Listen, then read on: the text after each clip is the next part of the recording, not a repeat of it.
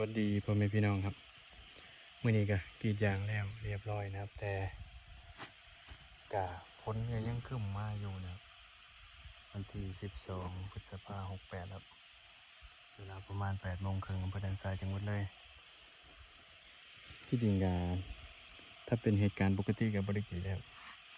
ต้นมันยังชื้นอยู่เลยครับดูสภาพ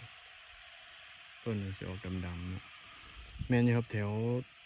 วนี้มันอาจจะประมาณว่ากรีดได้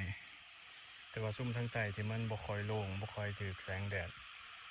บ่ค่อยถูกลมชื้นๆอยู่ใต้ห้องน้ำต้นเปียกขนาดที่กรีดมื้อนี้คือเพราะว่าบ่ได้กรีดมา3 มื้อแล้วนะครับถ้าบ่กรีดมื้อนี้อีกก็สิเป็น4 มื้อแต่ว่ากรีดนิดเดียวครับประมาณสัก500 กว่าต้นนี่แหละ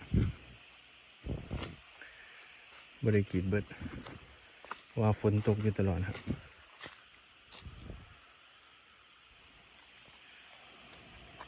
ต้นทั้งใต้ก็สิมีแบบอาบแน่จังหน่อยเนาะมองเปียกถ้าเกิดกรีดไปเร็วก็บ่ได้ครับต้องเบิ่งว่ามันลงลิ่นบ่ลงเหี่ยวบ่มีเปลือก2คือเก่าแนมๆไปก็ยังบ่เห็นตัวอาบครับสังเกตเห็นว่าต้นสีดำๆครับมันชื้นๆอยู่ครับปกติกรีด4 ทุ่มนะกรีด4 ทุ่มคือสีบ่ทันแห้งนะครับอันนี้ตี 5ก็ยังซุ่มๆอยู่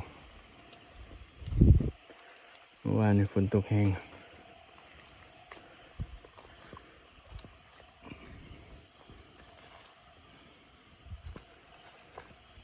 อันนี้กรีดแล้วหึงแล้ว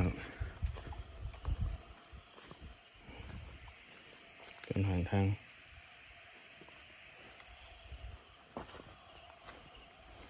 ราคาช่วงนี้ก็ประมาณ29 ถึง 31ครับแล้วแต่ร้านแล้วแต่คุณภาพยางครับบริกี3 มื้อก็คือเป็นทรงกันครับไม่ค่อยออกไปไหนแนมไปยังชื้นอยู่เลยครับเป็นดำบริทายซุ่มทั้งใต้ให้เบิ่งครับอาสิ